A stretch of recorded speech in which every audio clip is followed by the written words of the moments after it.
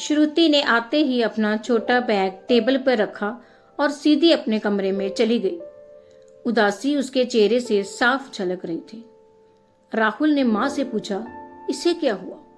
कुछ नहीं, अपने आप ठीक हो जाएगी, माँ ने जवाब दिया। वो आज माँ के साथ अपने स्कूल गई थी। आज श्रुति का 9वीं का रिजल्ट था।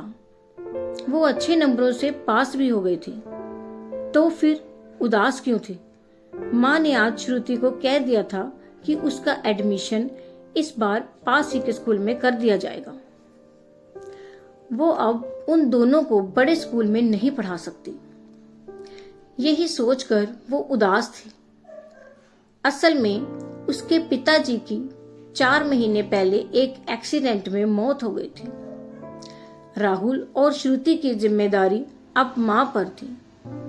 उनकी माँ अपनी बुटीक चलाती थी, आमदन भी ठीक ठाक थी, घर का गुजारा अच्छे से चल रहा था।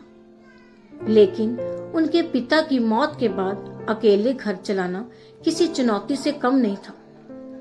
हालांकि उसके मामा जी उनकी बहुत मदद करते थे, लेकिन उनका भी अपना परिवार है।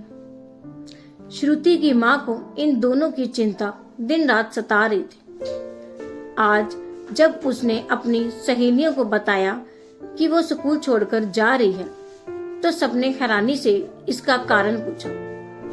अब वो उनको क्या कहती?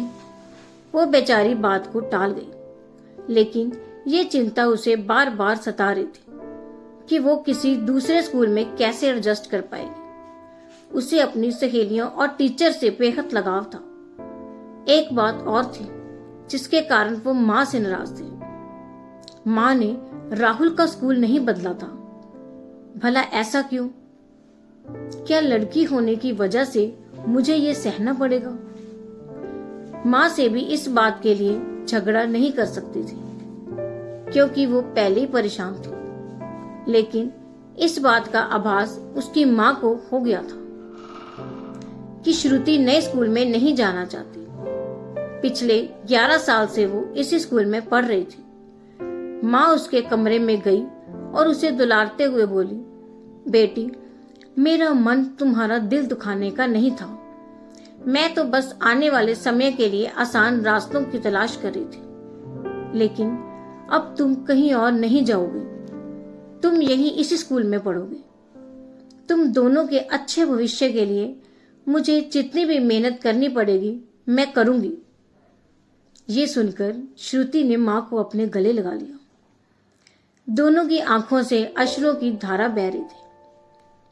सच्चाई यही है कि कोई भी माँ बाप ये कभी नहीं चाहते कि उनकी औलाद को कोई समझौता करना पड़े, परंतु हालात ऐसे बन जाते हैं जब उनको कई कड़े फैसले लेने पड़ते हैं। इसलिए कभी भी माँ बाप को दोष नहीं देना चाहिए। आपको यह स्टोरी कैसी लगी हमें कमेंट करके जरूर बताएं, और सब्सक्राइब तो आप कर ही देंगे। तो फिर मिलते हैं अगली बार एक और इंटरेस्टिंग स्टोरी के साथ। धन्यवाद।